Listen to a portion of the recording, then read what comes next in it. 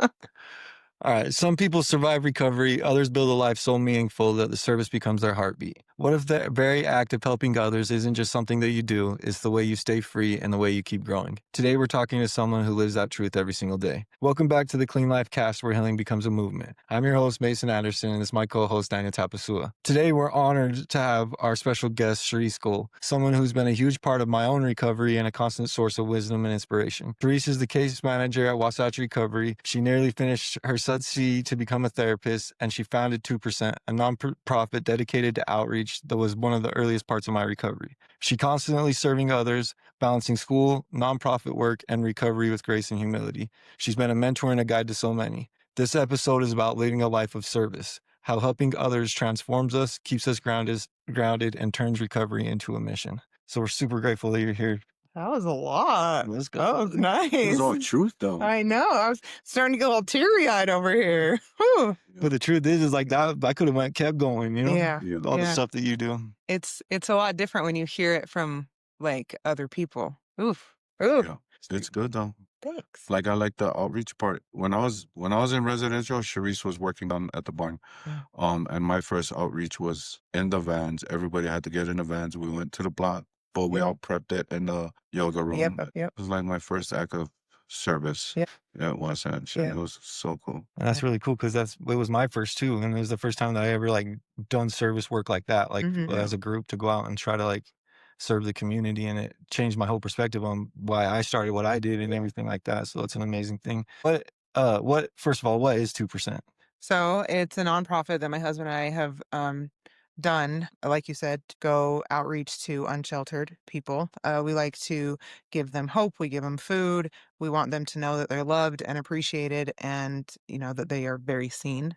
So we give them food. And then if we can, we give them donations, clothes and stuff like that.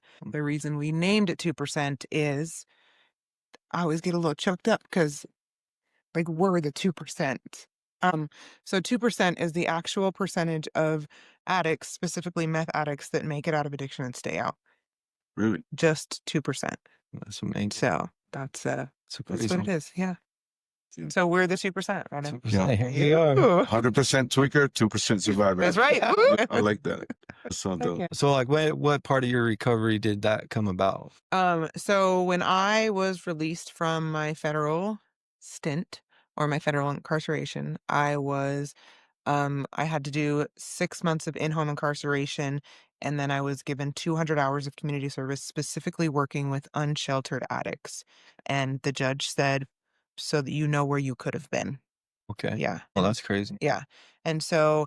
Every time I heard you tell sorry, I've never heard that part. Oh, really? Yeah, I've never heard you say so the judge. Yeah. So the judge made it so you know where you could have been. Yeah. Yep. Yeah, because he was impressed that I was always working even in my addiction. One of the things that he said is he was so impressed with my work history, and he was very shocked that at 35 years old I didn't have a criminal history, and then all of a sudden there was this big giant charge. So yeah. But I remember when I was on my in-home incarceration, not to be confused with ankle monitor, I couldn't leave my house for 6 months. I wasn't allowed to. I could only go to MRT, therapy, my drug tests. And I lived in Brigham City and I had to drive to Murray for that. And I kept asking my PO, hey, when do I get to start my community service? When do I start my community service? And him and my judge finally got together a month before I got off of the in-home incarceration and said, okay, you can start. And the guy that was the person who was running my MRT class was part of BAM, which is a nonprofit from my friend Rachel Pioccioni. I can't. It's Anderson now, actually, is her last name. She got she just got married. But it was her baby, and Brandon, when he was like, hey, I've got this, and her whole thing was outreach. So we would get together at the Calvary and make sack lunches. And then I just fell in love with it. And when I tell you, I did all 200 hours in 1 month making sandwiches, helping get the word out, like we're going to go feed unsheltered people. And I just fell in love with it. And that was like, this is what I need to do. Dude, that's so awesome. That's powerful. Yeah, it is. I liked it because realizing that it was something that you needed to do. like you could have easily not done it, then I would have never been exposed to it at Wasatch. You know what I Yep. mean? It's so Yep. crazy how decisions happen and not realizing how much people you're going to affect on the path. And I was definitely one of those that was impressed, because like I used to go hang around and it's a trip how many of those people actually have money in their pocket, you know, but like not knowing where to go for help, not knowing that there is help. Like, so to be able to go from a spot where you used to kick it to now being light, you know, if I don't know, now bringing help, being somebody that says that you can be, there's a way out, you know? Yeah. So thank you for that. Yeah. For real. That was so Yeah. sick, like experiencing that. And I remember the first time I went, I was on blackout and everybody was like, "You're on blackout." I was like, "No, I'm not." And then we went. So why do you think that like service work is so impactful for people that are early in recovery? That's a good question. I really think, I mean, first of all, it's one of the steps, right? Like it's huge, but I think it really truly is like being able to give back, being in a position where even when you didn't think that you had something to give somebody, like to be able to hand a sack lunch to somebody and know that you're the reason they get to eat a meal that day is so powerful. And like I think that's the point where our brains start to like switch over from like addict to helper, you know? Yeah. So Yeah. yeah. It's For awesome. sure. I know it helped me. I remember something Todd said to me. He said that if you're feeling some type of way about yourself, go do service and then come back and tell me how you feel. I know that every time, and I went like 3 times, I think, when I was in residential, and a bunch when I got to sober living.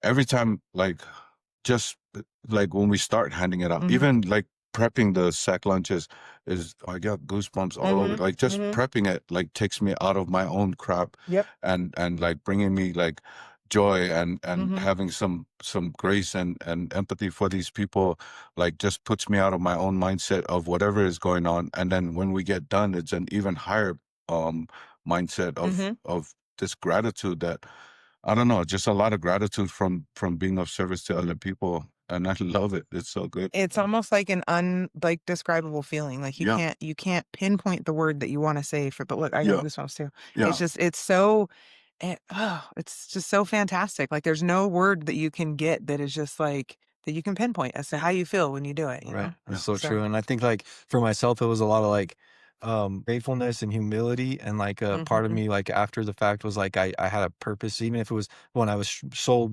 dark in myself, it was like I had a purpose for that moment. I was Yeah. out there doing something that was helping contribute to our community, helping contribute to people in need. And it was like afterwards I got that feeling of like I did a good deed today. You know, Yeah.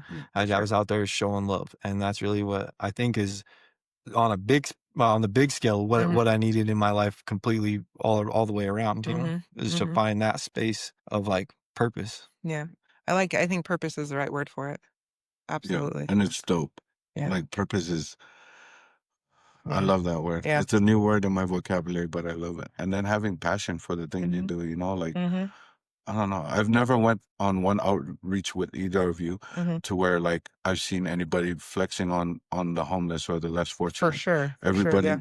you know, had humility and was definitely in, I don't know if you want to say it, but like a Christ-like behavior. Like, I'm just here to help. I'm not here to show you I got dope shoes on or my clothes are better than yours. It was all like, it's just one human to another. Here, hope you have a better day, you know? That reminds me one time, I don't know if you were there with us. We went out and a client, a repeat client that has been through a few times, and he had said like, this is the one thing that gets me out of my head all the time. And he was wearing like Skechers that day, just like gray Skechers. And this kid was walking around with no shoes, and he was like, "Hey, I really like your shoes." And Yeah, Jason.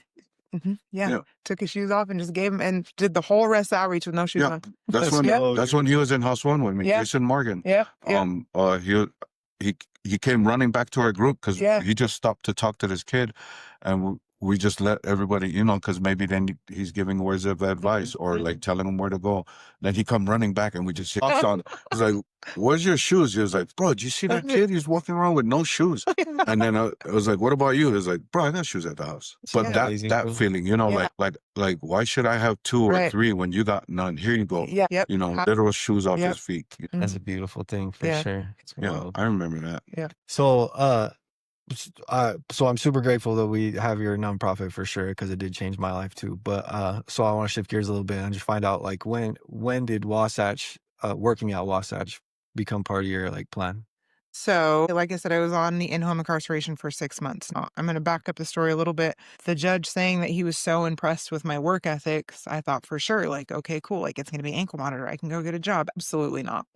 I was at home during the heart of COVID with teenagers. Like, and it was crazy. Lucky. But so lucky. So lucky. Love you, Hayden and Liam. I love you. But I remember like, okay, I had the countdown. I got my ankle monitor on April 7th. I'm getting it off October 7th, right?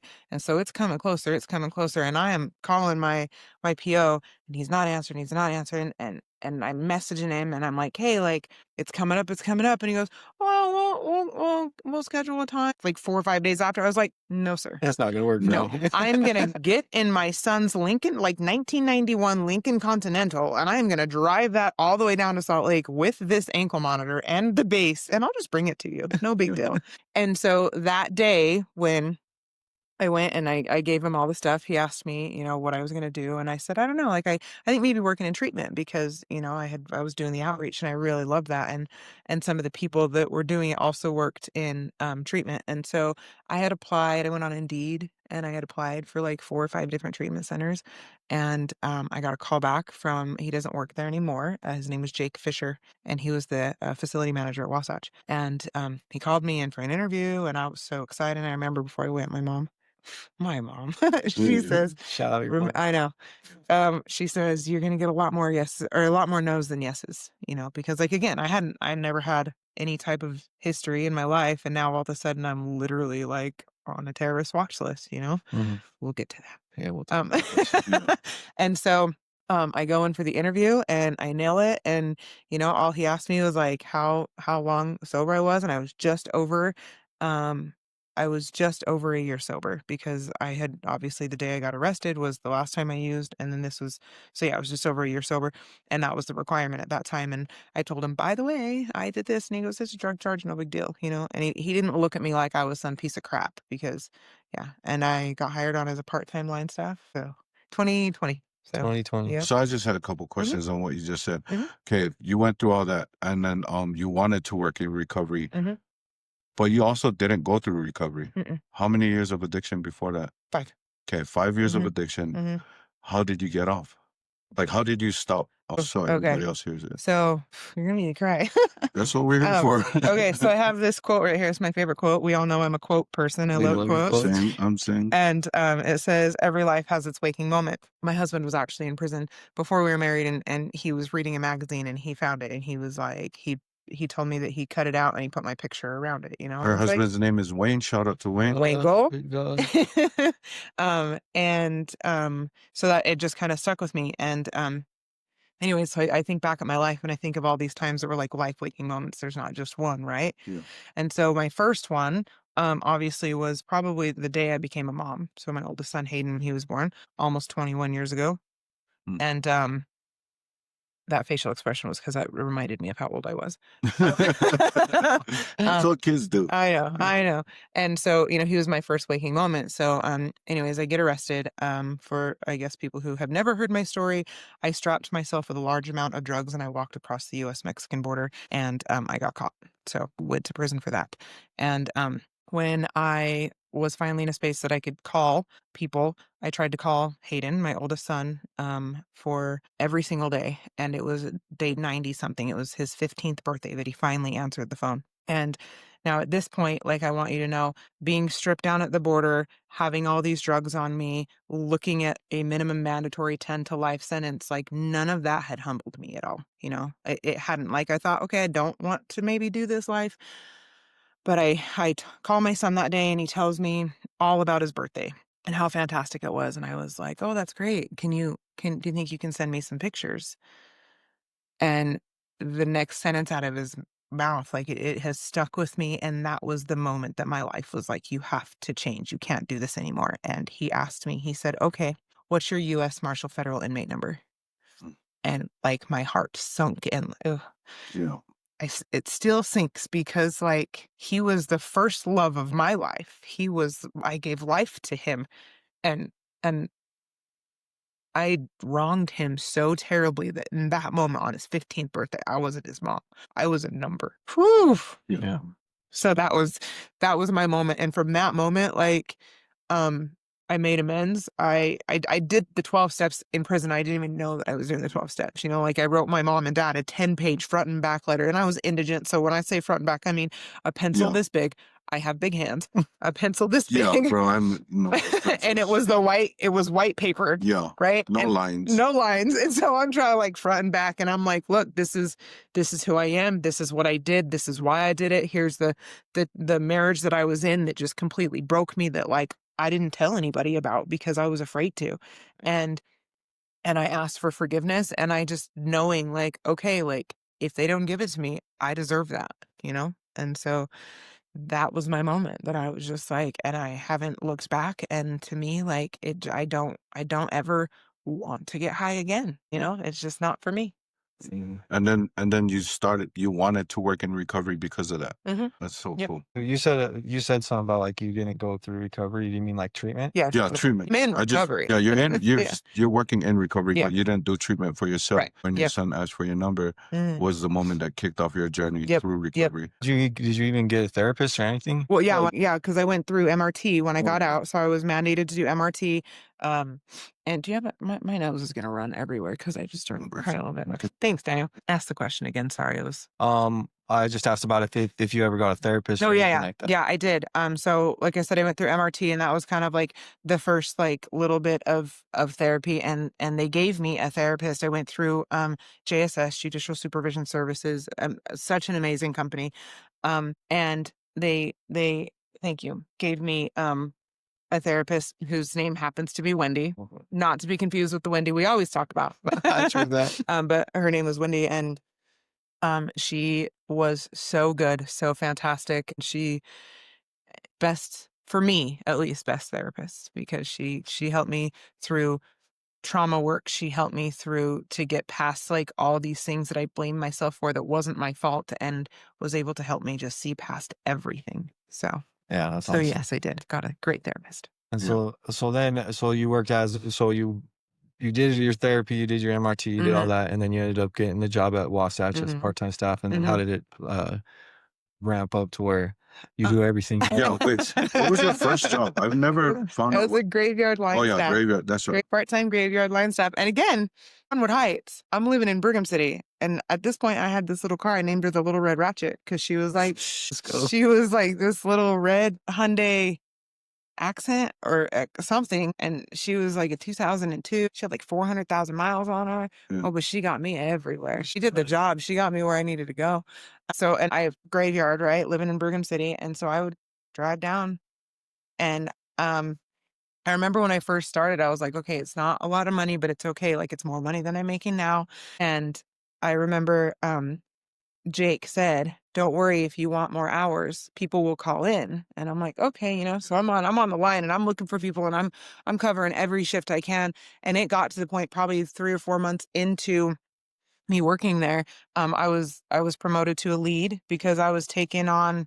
So Everything. yeah, I was taking on everything. Like I was working every graveyard I could, and the people on swing shift like were calling out, and so I started taking their swing shifts, you know. And so there was a point that I worked every single day for a year and a half for 16 hours a day, just from 4 p.m. Yeah. until 9 a.m.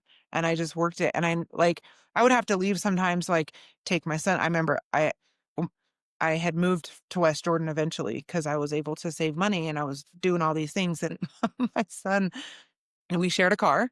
And so my son needed to get to school, and I couldn't leave. So I called him an Uber. My son is 6'4.5", 6'5". Yeah, he's a big And a boy. juke shows up to take my kid to school. Like, so I did have to leave. You know, sometimes I had to leave to take care of that. But yeah, I just busted my butt and busted my butt and busted my butt.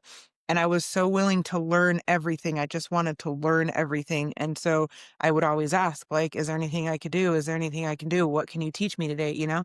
And I remember when Jake put his resignation in, he took me aside, and nobody knows the facility manager. Nobody knows this until now. He took me aside and told me, hey, just so you know, like I I asked for you to take my position. And I was so honored because like the one person other than my parents, like when I got out that like didn't look at me like I was that piece of shit felon. Right. Yeah. And like he believed in me. And so, yeah, like I took it and I ran with it. I did. Yeah. And then I learned how to do Vivitrol. And so I'm the only one that does Vivitrol there. And I just kept working and kept working and kept working.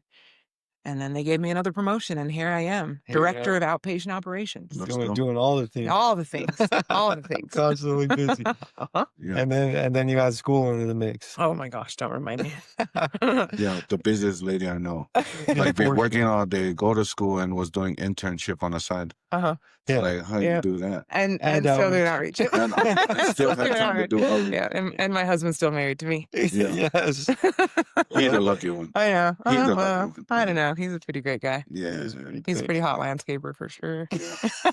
I saw him at work today. I know, me too. So when do you get out of school? May. I graduate May 7th, I believe. May 7th or May 14th. So you did your internship already. Yes and no. Yes, I did. Because I'm glad that you bring this up because this is a part of like you say I'm busy. I'm Yeah. always going. And so I had done my internship at a place called Collective Recovery. Shout out to Collective. That's where my husband actually went to treatment.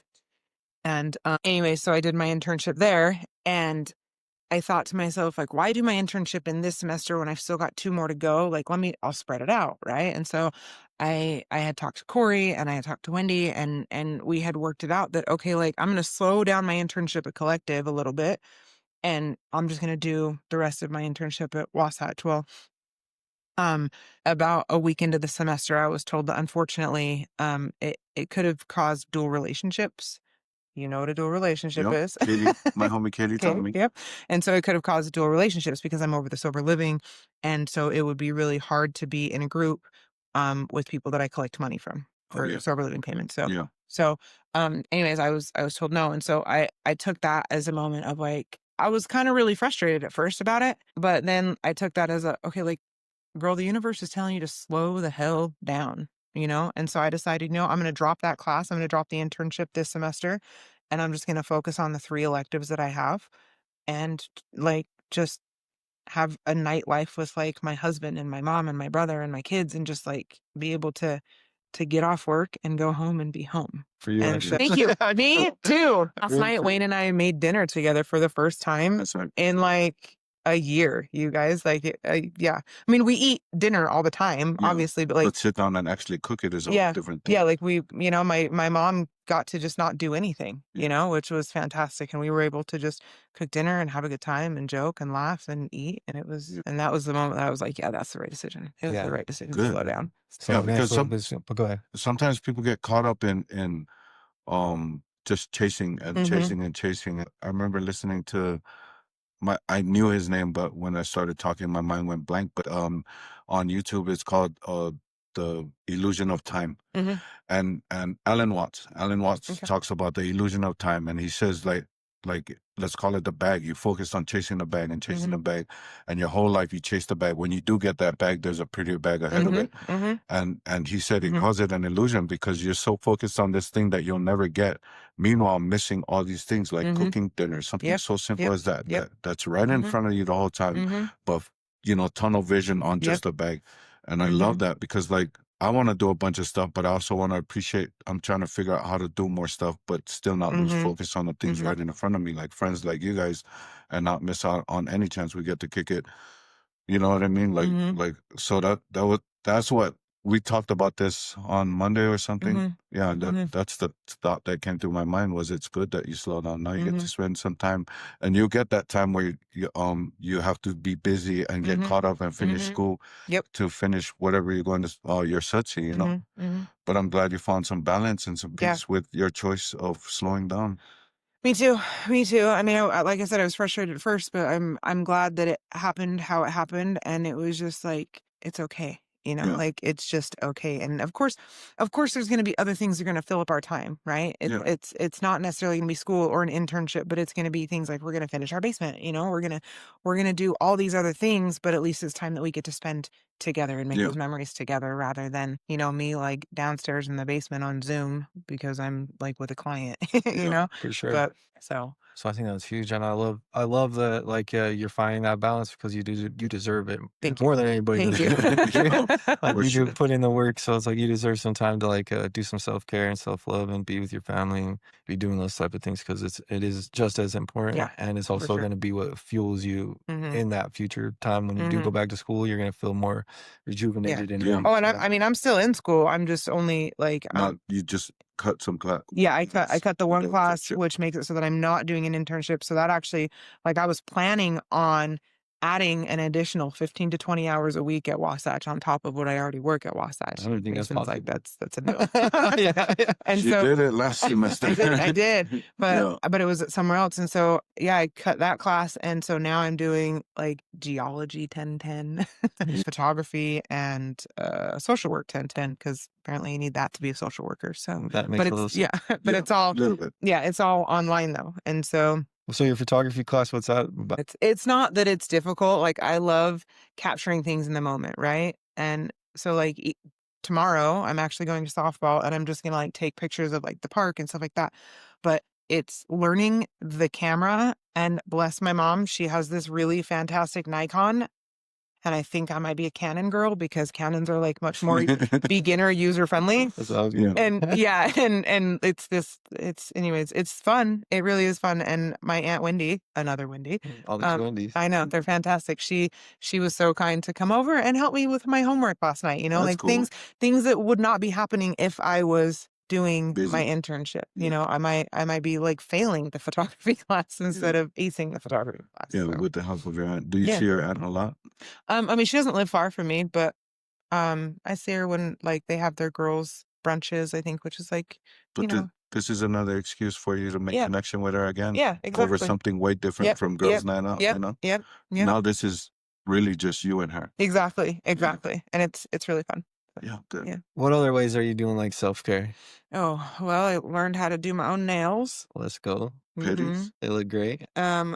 Well, I do petties sometimes. I want to go more often, but No, like, do you do your own? oh no. Yeah. No. I know I got invited last time, but I was doing something. You get invited every time, Daniel. Yeah, I know. And it was just like a couple weeks ago. I got invited to Sandy's birthday, and I was like, I don't think. Oh we can yeah, go. another one. Yeah. No, I wanted to go. I was so busy that day. Yeah. But Just kidding. how important is self-care to you? Oh, Because you just went through this busy semester. Mhm. Self-care is, it's so important. Yeah. Like it is important. And again, back to dropping the class, I think that was like the universe saying, go take care of yourself, you know, like and self-care isn't just putting mascara on your face and getting your toes and your nails did and your hair did. Obviously, we haven't done our hair in quite a while, but I mean, it's more than just that, right? Like it's your sleep hygiene, it's your food, it's everything that you do. And so, you know, I'm very blessed right now that my husband and I live at my parents' house, and my mother is like the queen of all cooks.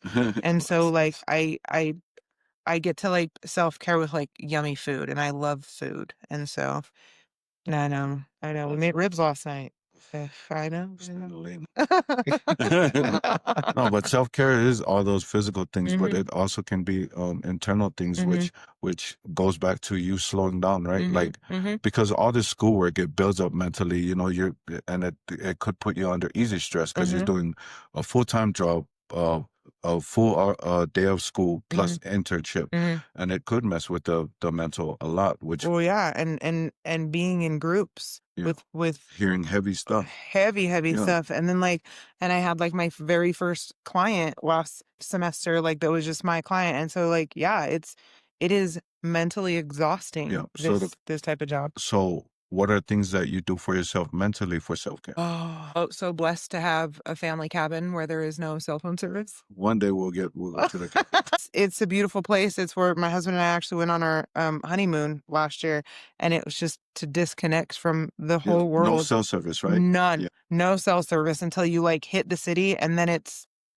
crazy at that point. But yeah, it's nice that we just go sit on the lake, or we literally sit on the porch and watch the blue jays eat the peanuts that we put out for them. Let's go. And it's just like to disconnect from the whole world and just to be with the people that I love more than life itself that's it right there. Yeah, the mental release, right? Yeah, that's it. Make weird observations like looking up at the roof and finding out they only use 2 nails. 2 Yes. It wasn't the roof. It was the the board. yeah, it was the what was it called? The support beam, right? Yeah, the support beam. They Yep. only used 2 Yep. nails. Yep. And they only used 2 nails when they should have used 8 nails. Yeah. We learned all about it. But that's really good to be able to have something like that, to be able to go and decompress or whatever you want to call it, and release all this stuff that's weighing heavy. You know, like, I love that for you. Thank you. So dope. Me too. Yeah. What about like your support network or your network of friends? Well, they're fantastic. So, obviously, huge shout out to my whole family because, like, I honestly look back, even my husband, like, I look back 6 years ago, and there was like almost no communication. You know, Between you two? between like my mom, my dad, me, my kids. Okay. I mean, there was communication between me and my kids, always, but it was just like I was there, but only physically, right? Like I was not there mentally, I was not there emotionally. Like I couldn't be there emotionally for myself, so let alone for them. But yeah, I mean, I wasn't allowed in my mom's house. I live there now. I wasn't allowed at the family cabin. I wasn't allowed at my grandparents' house. I was not a very nice girl. And so now to have them be my biggest cheerleaders, you know, like is just it's incredible. Mind blowing, actually, is what it is. But yeah, there was a time when I first got arrested that like Wayne and I didn't talk because I think there was a part of him that, and I could be completely wrong, but this is my assumption, is that, you know, he was still out running amok and I wasn't. And I don't think that at that point, I think at that point he knew that I was done even before I knew that I was done, and he didn't want to like taint that. Yeah, So that makes a lot of sense. but yeah, he is absolutely my 100 biggest, hugest cheerleader. Like he probably rolls his eyes at all my crazy ideas, like, hey, let's start a nonprofit and feed homeless people once a month. But you know, he does it with a smile on his face and he supports it all. And then when I decide, you know, I think I'm gonna go to school, and he's like, okay, let's go, you know, like he is just there to just support me all around anything I do. I decided to go on my weight loss journey, and he's like, you know, like, here's a Peloton, honey, let's go, you know? And so I think of all of it, of course, he's the beacon of all of my support. And then my kids and my kids' dad, like I say that and a lot of people are like, you're what? Yeah. My kids' dad is my best friend.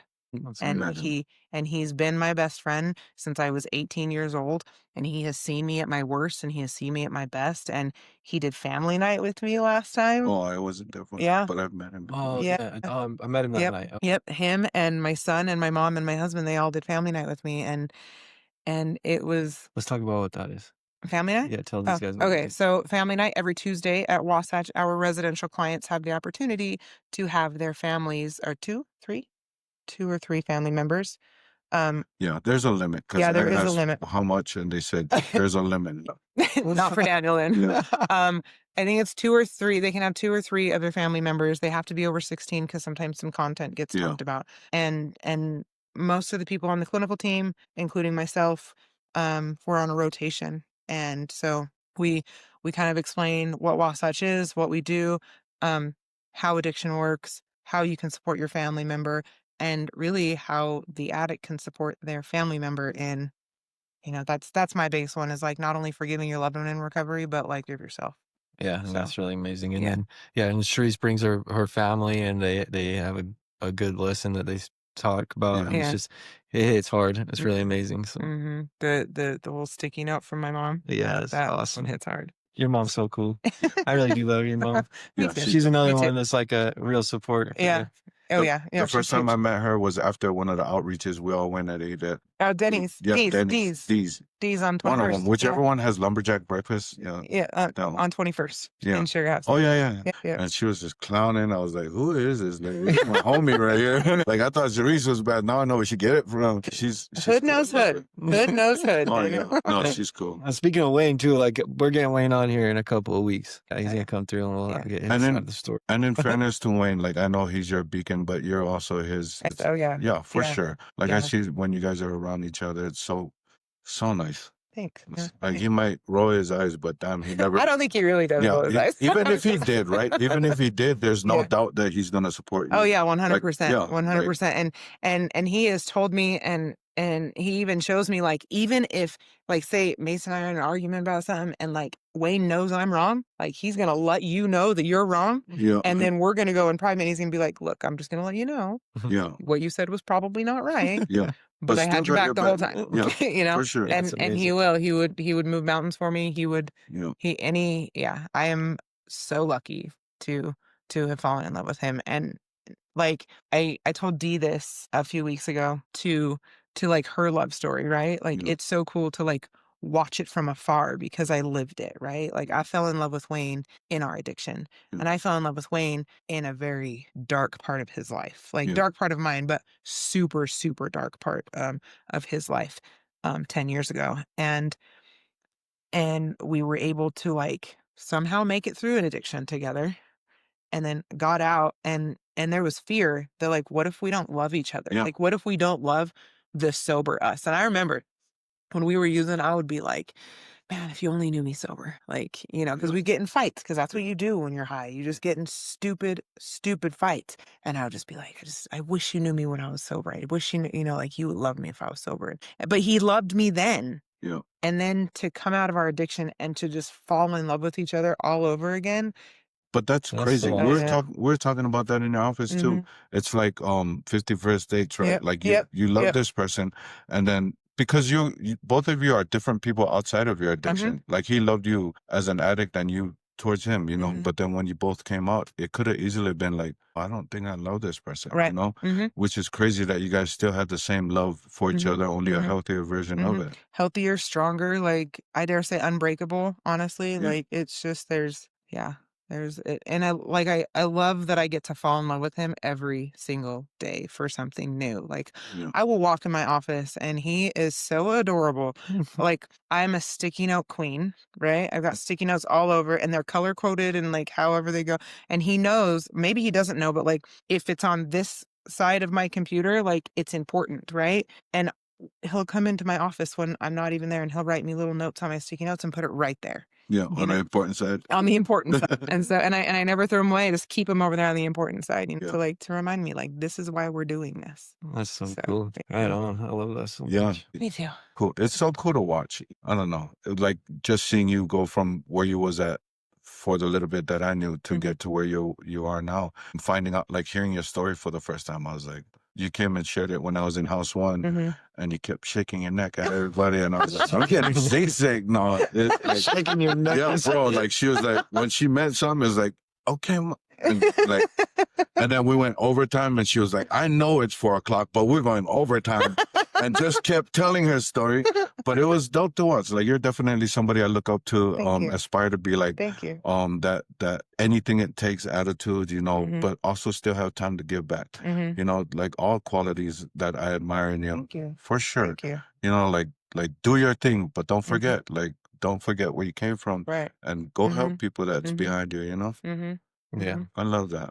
One thing that I don't know why that reminds me, but like even in my addiction or before my addiction, like I've always been that person. Like I want to give back. Like I have been so blessed my whole life. I was never. My parents were not like filthy rich by any means. You know, like my parents are very smart. They lived within their means. You know, like I got like socks, underwear, outfit, and maybe a toy for Christmas. You know, like it was nothing extravagant, right? Yeah. But I've always been that person, like, I felt rich, right? Like, and not monetarily rich. I just felt Yeah. rich. Like, I felt like I have always had the world, right? And so I've always been the person, like, if I see somebody struggling, I'll give them money, right? Yeah. And my Easy. mom hated that. She absolutely hated that. And so then my mom started coming and doing this with me, right? She started coming and doing outreach, and I think she kind of started seeing, and I also think when she realized or when she accepted that I was a drug addict, like that changed her whole world, right? For sure. And so now in my mom's center console of her car, she has $1 bills. Yep. So that when she's driving and there's somebody, you know, that needs like a meal or something, she just gives them money. Oh, that's so cool. Yeah. Same. And so, and I think like I appreciate the fact that like I'm able to give my mom lessons in life, and she is so willing to accept those lessons, you know? Yeah. So cool. Yeah. That is amazing. Yeah. That's Full circle. yeah, for sure. For sure. I love Yeah. it. she went from learning something from you, but before that, she called you a shit turd on the phone. Oh my gosh, that Yeah, was so in group, bro. Cherice was running our hilarious. group, and she was like, "You guys want to know what my mom thinks? Here you go." Put it on speaker. Oh yeah, it was a good psych ed that day Yeah, it was because it was about like the truth, like what your family thinks of you, like, and the truth sometimes is hard to hear. And so like I called my sons. but it just came up. It just Yeah. came up like, "Oh yeah, yeah. You guys want to know what my family thinks of me? Here." Her son's working at KFC that time. Yeah. Son, Still is. do you trust me? Oh, Yeah. do you trust me? And he goes, He goes, "Yep." like, Like without a it was doubt. so dope. Like And then I understanding where said, she came from. "Did you used to trust me?" And he goes, "Nope." But then like this goes from a guy that you didn't show up for his doctor's appointment. Right when he had his appendectomy. Yeah. This is the guy that there was no pause. Do you trust me? Yep. You know what I mean? There was no thinking. There was no, and then she called her mom and did the same thing. Like on the spot. No, mom. And then said something to her and she was like, yeah, because you're a shit turd or something like that. Yeah, bro. And everybody in our group started rolling, bro. And my mom goes, "Oh my goodness, am I on speakerphone?" Yep. That's cool. But it was Sure cool are. because like It's the raw I truth. love you now, but the reason why I didn't trust you before because you were that. Yeah. And it was dope It to makes see. sense. Yeah. Ooh. But that Yeah. but that for somebody like me sitting in a group who had severed ties, Yeah. you know, it Yeah. was dope to hear because it gave me hope that the people that I burned the bridges between me and them, I might be able to take that burnt wood and still form some kind of bridge to start walking over, you know? Yeah. And it did. I got to be witness to when that day happened for you. Yeah. I get so choked up about it. Like Yeah. I'm gonna talk about it. Go ahead. I'm crying already. So Daniel was really, really worried about his relationship with his daughter. He just adores her, and like obviously that's his world, right? And she didn't talk to him for a long time for obvious reasons. Yeah. You know, he severed those ties. He screwed up, and on his birthday, like he walked into the building, and I'm in the kitchen, and he walked in and he showed me his phone, and all it said was, "Happy birthday, Dad." And it was like, I think that was like your life waking moment. Like you guys, I don't remember what episode it was because I've watched all your episodes. Talking about like the light coming on, right? Like that was the moment that like I watched your light come on, and it was just like so powerful. Ugh, There was no I love you it. or I miss No, you. just Happy birthday, Dad. And I was like showing everybody when the goal is like, look, yep. look, you guys were right. Work on me. Yeah. Like, but you know, like having those, like hearing people tell their story and watching the connection come back was like, man, I want to build bridges. Yeah. You know, but hearing those, like, even if it was just a spark, it made some hope, you know. And then like following the path that was laid before me and seeing those hopes become reality was so powerful. That's why I was crying. I was like, bro, I don't know why, but these things are working, you know, like it felt so good. But I went and spoke the other day at Corner Canyon, and a girl had asked me like how did you know this is the path that you wanted to take, you know? And I told her, as cliche and as dumb as this may sound, I just did the next right thing, and it just what laid itself in front of me. yeah, Like it just is. So yeah. And it sounds like a cliche, but man, it's like you do the next right thing and tell me what happened. right, You know, like right.